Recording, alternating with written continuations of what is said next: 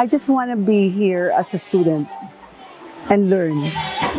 Because for me, this is exciting times. It's exciting to know something new, something I've never handled before. I did in a little way before, but it has always intrigued me. Bamboo's always intrigued me. Actually, when I was still small, we used to have Japanese bamboo plants in the house, indoor. And I've always loved this plant. And if you go to my house, I have a row of bamboo in front of my house. And it's a small pole bamboo.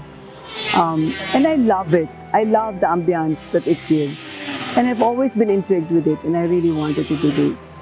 I didn't care whether who I will be with. In fact, I was excited.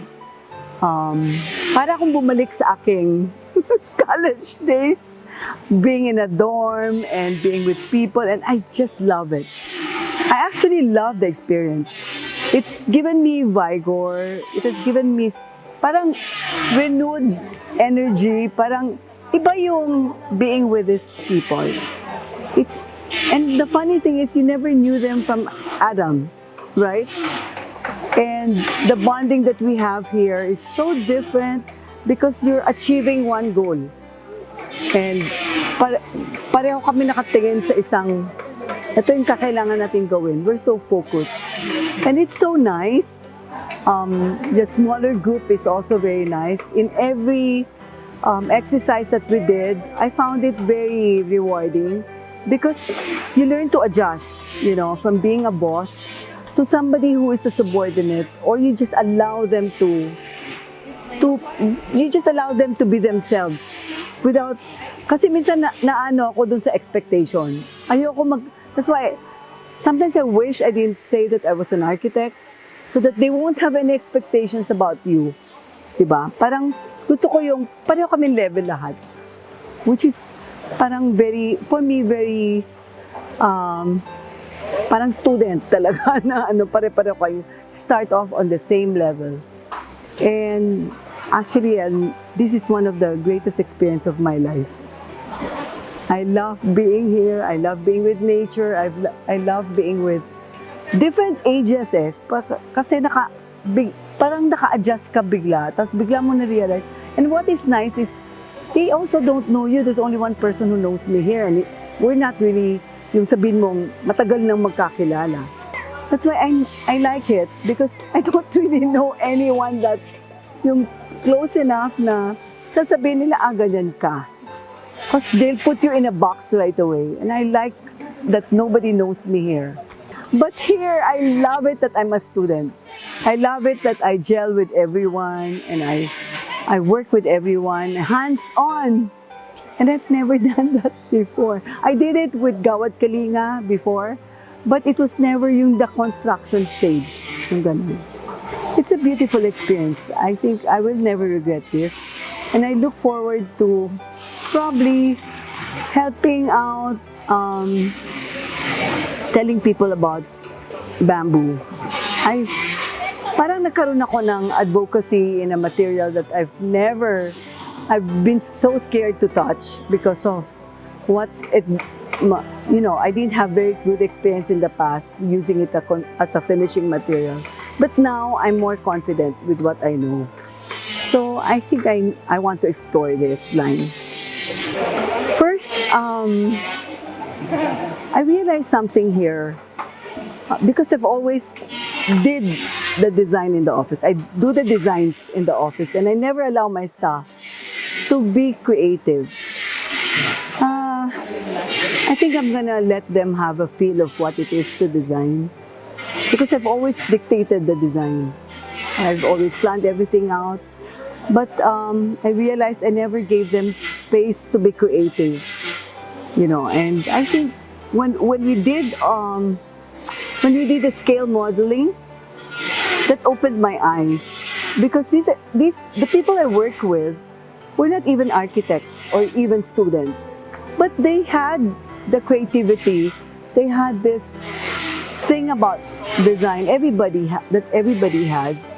And I allowed them to, put in everything they wanted, or we discussed oh, wouldn't this be better? And then yeah, parang it flowed. It flowed. I think that's something I would want to do in the future. Allow them to be who they are. I feel that the way things were run was pretty good. It was the way, I like the way that the lectures came in first, and then there's practice after, so you don't forget it. And then I like the legends who inspired. It's very important to have that kasi there are times when you're at a point na ang hirap pala nito, you know? Hindi pala ito madali. So you get to think, am I gonna do this? You know, parang meron ng mixed emotions ka na doon. But when you see the bamboo legends, you meet them, it's different because it inspires you to go on. You see their weaknesses, their vulnerability and vulnerabilities, and then of course the challenges that they face, you know, when they're doing this. So you kind of ask yourself, do you want to do this? Do you want to take on the challenge? And I think I'm going in that direction. Honestly, I'm glad that you're doing this, that you're taking this on, and it's more fluid. You're parang you're open to evolving. You know, you're not stuck in that box. And one thing that I really found nice was getting out of the box. Kasi masyado na akong nandun sa reality of implementations and designs and what should be done, na nakalimutan ko na yung creative part na this kasi is very challenging. Bamboo is very challenging. It's unpredictable. So even here, working on these beams, we find this, even if you've got the hang of it already, but then another challenge comes along when you see how it doesn't fit or it's loose. You have to really be creative and start to think, how do you do this best? It challenges you to think talaga. I guess I need it. I need a challenge in my life. With my over 30 years of practice, I feel that I'm ready to embark on something different, something that I've never done before, and something that would probably encourage people. Kasi I feel that there's really a lot of, although a lot of people use bamboo, yung sa, you know, they call it the poor man's material, but I want to challenge that there's creativity. You can do creative things with it. It's not something that is that will only be limited to the lower bracket of society. I think everybody should see the beauty of this material and use it and benefit from it.